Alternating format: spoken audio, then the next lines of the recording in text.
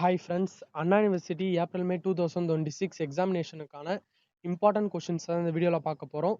Regulation 2021க்கான arrear எக்ஸாமுக்கான important questions தான் இந்த வீடியோவில் பார்க்க போகிறோம். Subject code PH3151, subject name engineering physics. இந்த சப்ஜெக்ட்டுக்கான 5 யூனிட்டுக்கான பார்ட் பிக்கான இம்பார்ட்டன்ட் கொஷின்ஸ் கொடுத்துருக்கேன். ஃபர்ஸ்ட் ஆஃப் ஆல் இந்த பேப்பர் பொறுத்த வரைக்கும் பார்த்தீங்கன்னா உங்களுக்கு ஃபர்ஸ்ட் செமஸ்டருக்கான பேப்பர். இந்த பேப்பரை இந்த செம்மோட கிளியர் பண்ண பாருங்க. ஏன்னா ஆல்மோஸ்ட் இதை நீங்கள் எவ்வளோ டைம் ரைட் பண்ணியிருப்பீங்க, அரியர் வச்சவங்க வந்து பார்த்தீங்கன்னா நிறைய டைம் ரைட் பண்ணியிருப்பீங்க. அதேமாதிரி ரெகுலேஷன் 2021ல் 2 பேட்ச் முடிஞ்சே போயிடுச்சு. இப்போ ரெகுலேஷன் 2025 ஸ்டார்ட் பண்ணிட்டாங்க. அதனால இன்னும் இந்த பேப்பர்லாம் அரியர் வச்சுட்டு இருக்காதீங்க. இந்த பேப்பரை இந்த செம்மோட கிளியர் பண்ண பாருங்க. இதில் வந்து பார்த்தீங்கன்னா நான் இம்பார்ட்டண்ட்டான கொஷின்ஸ் கொடுத்துருக்கேன். நீங்கள் சாலிடாக ஒரு லெசனில் ஒரு 2 கொஷின் 3 கொஷின் படித்தாலே இந்த பேப்பரில் ஈஸியாக கிளியர் பண்ணிடலாம். இந்த பேப்பர் பொறுத்த வரைக்கும் பார்த்தீங்கன்னா நீங்கள் நல்லா ப்ராக்டிஸ் பண்ணி பாருங்கள். நம்ம வந்து எது ரைட் பண்ணாலும் மார்க் போட்டுற மாட்டாங்க. ஃபிசிக்ஸ்லாம் பொறுத்த வரைக்கும் டெரிவேஷன் ஈக்குவேஷன்ஸ்லாம் கொஞ்சம் கரெக்டாக இருந்தால் தான் மார்க் போடுவாங்க. டயக்ராம்ஸ்லாம் கரெக்டாக இருக்கணும். அதனால் பேப்பரை வந்து பார்த்தீங்கன்னா நீட்டாக படித்து நீட்டாக ரைட் பண்ணி பாஸ் பண்ணுறத பாருங்கள். ஃபஸ்ட்டு யூனிட் 1க்கான இம்பார்ட்டன்ட் கொஷின் பார்த்தீங்கன்னா 11th first question, describe the principle construction working of gyroscope and mention it applications. நான் டிக் பண்ணியிருக்க கொஷின்ஸ்லாம் முக்கியமாக பார்த்துட்டு மீதி கொஷின்ஸும் பார்த்துக்கோங்க. Gyroscope very important question. Second கொஷினில் பார்த்தீங்கன்னா torsional pendulum, derive that expression of equation for rigidity modulus of a thin wire using torsional pendulum. Double pendulum in detail, torsional pendulum double pendulum இது ரெண்டுமே important. derive an expression rotational energy of a rigid diatomic molecules, conservation of angular momentum. நீங்கள் first lesson எடுத்துக்கிட்டாலே உங்களுக்கு syllabus அதிகமாக தான் இருக்கும். நீங்கள் வந்து பார்த்தீங்கன்னா ஃபஸ்ட்டு 2 கொஷின் நான் டிக் பண்ணியிருக்க கொஷின்ஸை தெளிவாக படிச்சிருங்க ஃபஸ்ட்டு. இல்லை 1, 2 இந்த 3 கொஷினையாச்சும் தெளிவாக படித்து முடிச்சிருங்க. நெக்ஸ்ட் யூனிட் 2க்கான important question 12th first question. இந்த யூனிட் 2ல பார்த்தீங்கன்னா உங்களுக்கு மேக்ஸ்வெல் ஈக்குவேஷன் ரிப்பீட்டடாக கேட்டிருப்பாங்க. ஆனால் இந்த மேக்ஸ்வெல் ஈக்குவேஷன் பொறுத்த வரைக்கும் உங்களுக்கு 2 ஃபார்மேட்டில் கேட்பாங்க. ஃபர்ஸ்ட் என்னன்னு பார்த்தீங்கன்னா write down the Maxwell equation in differential and integral ஃபார்ம்னு கேட்டாங்கன்னா நீங்கள் மேக்ஸ்வெல் ஈக்குவேஷன்ஸ் படித்ததை ரைட் பண்ணிடலாம். சம்டைம்ஸ் எப்படி கேட்பாங்கன்னு பார்த்தீங்கன்னா உங்களுக்கு செகண்ட் கொஷின் மாதிரி write down electromagnetic wave equation in vacuum starting from Maxwell. நீங்கள் வந்து மேக்ஸ்வெல் ஈக்குவேஷனை வச்சு நீங்கள் எலக்ட்ரோ மேக்னெட்டிக் வேவ் ஈக்குவேஷனை நீங்கள் ஃபார்ம் பண்ணணும். மேக்ஸ்வெல் ஈக்குவேஷன் அது வேற மாதிரி வரும். அந்த மேக்ஸ்வெல் ஈக்குவேஷனை பேஸ் பண்ணியே பார்த்தீங்கன்னா சிம்பிள்ஸ் மட்டும் கொஞ்சம் சேஞ்ச் பண்ணுற மாதிரி இருக்கும். அது வந்து நீங்கள் electromagnetic wave equation form பண்ணுற மாதிரி வரும். நீங்கள் வந்து பார்த்தீங்கன்னா தெரியாத பட்சத்தில் தான் நீங்கள் மேக்ஸ்வெல் ஈக்குவேஷன்ஸ்லாம் ரைட் பண்ணுற மாதிரி இருக்கணும். அதனால இந்த கொஷின்ஸ்லாம் படிச்சுட்டு போயிடுங்க. சம்டைம்ஸ் மேக்ஸ்வெல் ஈக்குவேஷன் டைரெக்டாக கேட்கலன்னா இந்த எலக்ட்ரோ மேக்னெட்டிக் வேவின் மேக்ஸ்வெல் ஈக்குவேஷன் கேட்டுருவாங்க. அதனால் நம்ம கேட்குற கொஷினை நம்ம கரெக்டாக ரைட் பண்ணால் இதுக்கெலாம் ஃபுல் மார்க்ஸ் கொடுத்துருவாங்க. அதனால் இந்த மேக்ஸ்வெல் ஈக்குவேஷன் படிக்கிறப்பே அதோட எலக்ட்ரோ மேக்னெட்டிக் வேவும் படிச்சுக்கோங்க. ரொம்ப சிம்பிளாக தான் இருக்கும்.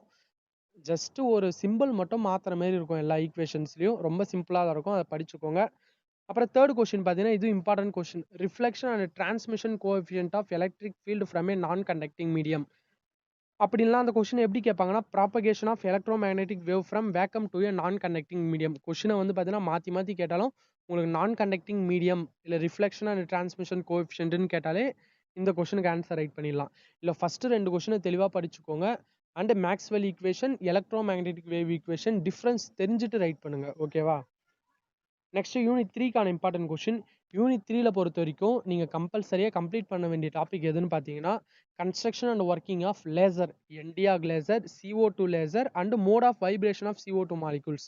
CO2 லேசர் படிக்கிறப்பே அந்த கொஷினையும் சேர்த்து படிச்சிருங்க. ஒரு 4 பாயிண்ட்ஸ் கிட்ட தான் வரும். ஒரு 4 மார்க் இல்லை 8 மார்க் அளவு பார்த்துக்கிட்டா போதும்.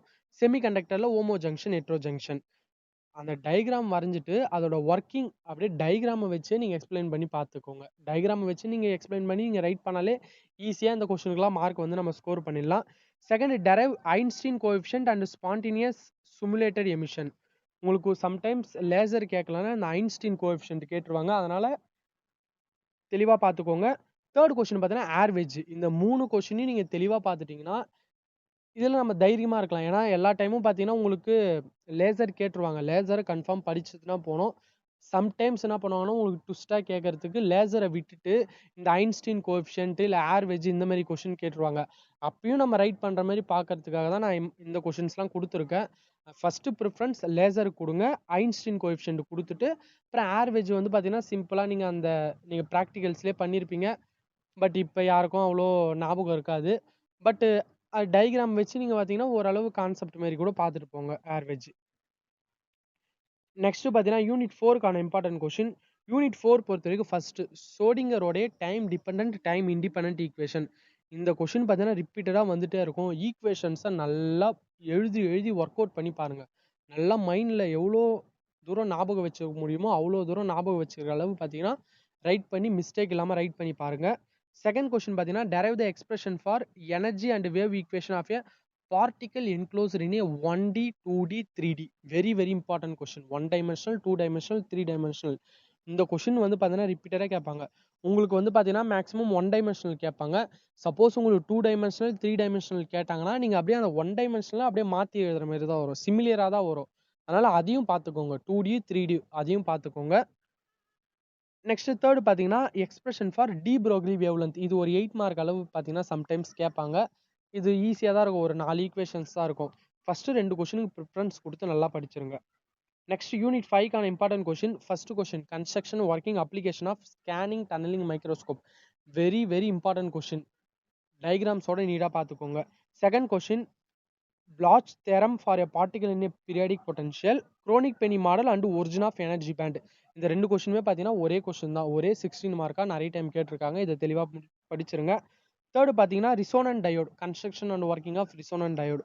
ஃபர்ஸ்ட் 2 கொஸ்டினுக்கு முக்கியத்துவம் கொடுத்து படிச்சுட்டு அதுக்கப்புறம் ரிசோனன்ட் டயோடு வந்து பார்த்தீங்கன்னா டயக்ராம்ஸ் பிரின்சிபல் முக்கியம். இந்த மாதிரி question scanning tunneling microscope Bloch theorem அது மாதிரி ரிசோனன்ட் டயோடுக்குலாம் பார்த்தீங்கன்னா உங்களுக்கு லேசர் கொஸ்டினுக்குலாம் எதெல்லாம் முக்கியமாக பார்ப்பாங்கன்னா உங்களுக்கு பிரின்சிபல் முக்கியமாக பார்ப்பாங்க.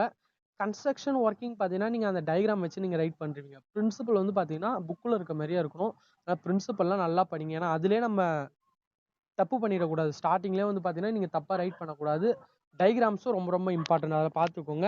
கன்ஃபார்ம் இந்த டைம் பார்த்தீங்கன்னா கொஷின் பேப்பர் ஈஸியாக தான் வரும். நம்பி போங்க. இந்த டைம் எல்லாருமே கிளியர் பண்ணிடுங்க. சரிங்களா? இந்த டைம் எல்லாரும் கிளியர் பண்ணிவிட்டு இந்த ஃபிசிக்ஸ் பேப்பரை இதோட கம்ப்ளீட் பண்ணி வச்சுருங்க. ஓகே ஃப்ரெண்ட்ஸ், தொடர்ந்து சப்போர்ட் பண்ணுங்கள். உங்களுக்கு வேறு எதனா இம்பார்ட்டன்ட் கொஸ்டின்ஸ் வேணால் கமெண்ட் பண்ணுங்கள். நான் எக்ஸாம் டேட் ஆர்டரில் வந்து பார்த்தீங்கன்னா நான் அப்லோட் பண்ணிடுறேன். மறக்காமல் நம்ம சேனலை சப்போர்ட் பண்ணுங்கள். சப்ஸ்கிரைப் பண்ணி வச்சுக்கோங்க. உங்கள் ஃப்ரெண்ட்ஸுக்கும் ஷேர் பண்ணி நம்ம சேனலை வந்து பார்த்தீங்கன்னா டெவலப் பண்ண ஹெல்ப் பண்ணுங்கள். Okay friends, thank you.